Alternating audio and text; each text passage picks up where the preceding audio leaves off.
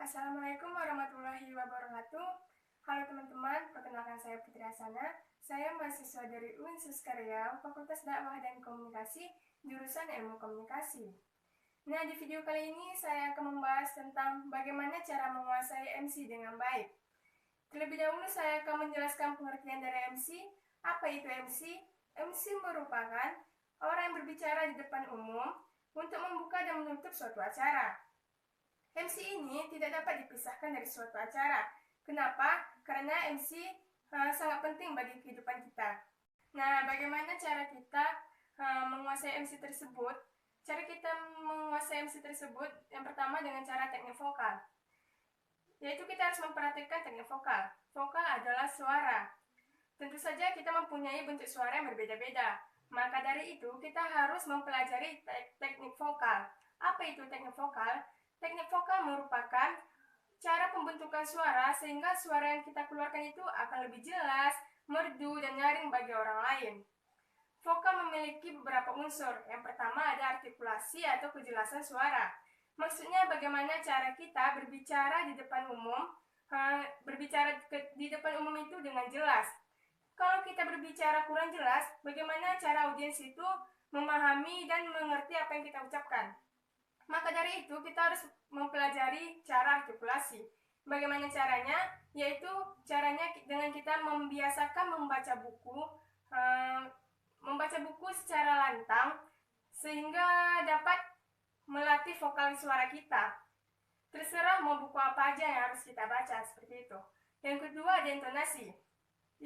Intonasi itu ada seninya, karena itu dapat menghanyutkan orang.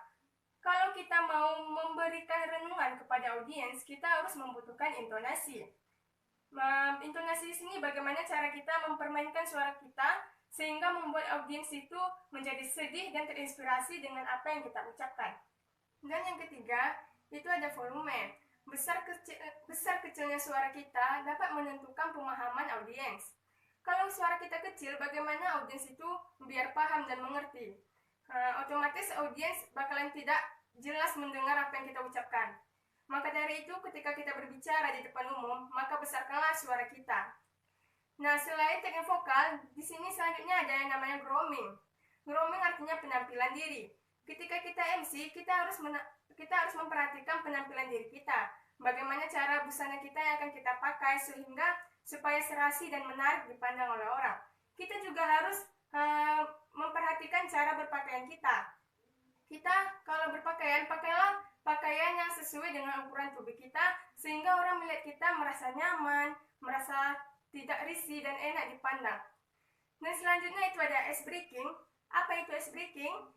Ice breaking adalah suatu kegiatan permainan dengan tujuan untuk mengembalikan fokus para audiens. Kadang ketika dalam suatu acara, sebelum kita